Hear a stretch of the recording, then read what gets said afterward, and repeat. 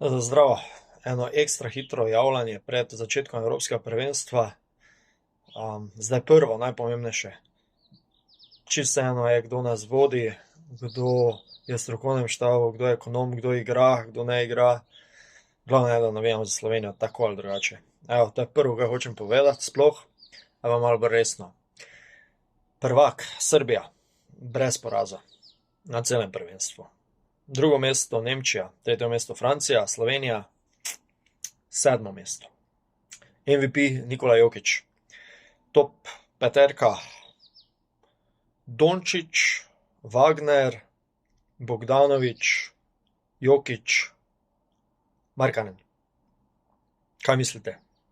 Spodaj lahko pokomentirate, pa da vidimo, kako pa kaj. Danes se začne prva tekma proti Poljski jutri ob 20:30. Ajde Slovenija!